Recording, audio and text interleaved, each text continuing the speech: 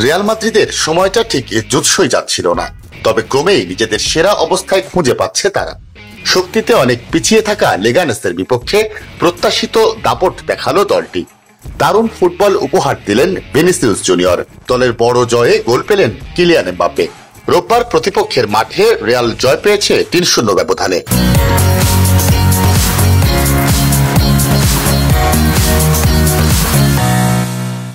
আন্তর্জাতিক বিরতির আগে লিগের গত রাউন্ডে ভিনিসিয়াসের হ্যাটট্রিকে ওসাসুনাকে ৪-০ গোলে হারিয়েছিল রিয়াল। এই ছন্দই ধরে রাখলো তারা। ম্যাচের ৪৩তম মিনিটে লস ব্লাঙ্কোসদের প্রথম এগিয়ে নেন এমবাপ্পে। টানা ৪ ম্যাচ পর গোলের দেখা পেলেন এই ফরাসি তারকা। বক্সের ডান দিক থেকে বল পেয়ে এমবাপ্পেকে পাস দেন ভিনিসিয়াস। এরপর তা সহজেই জালে জড়ান রিয়াল মাদ্রিদ ফরওয়ার্ড।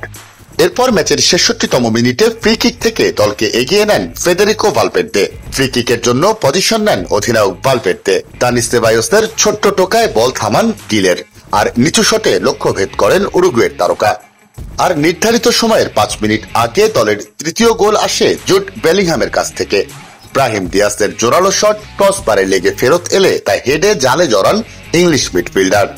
নিজে গোল না করলেও সতীর্থকে দিয়ে গোল করিয়ে দারুণ ভূমিকা রাখেন ব্রাজিলিয়ান তারকা ভিনিসিয়াস। এই জয়ে ১৩ ম্যাচে ৯ জয়ে রিয়ালের পয়েন্ট ৩০। তাদের থেকে এক ম্যাচ বেশি খেলে বার্সেলোনা আছে ৩৪ পয়েন্টে। লিগ শিরোপা লড়াইয়ে তাই ভালোভাবেই ফিরে এসেছে বর্তমান চ্যাম্পিয়নরা।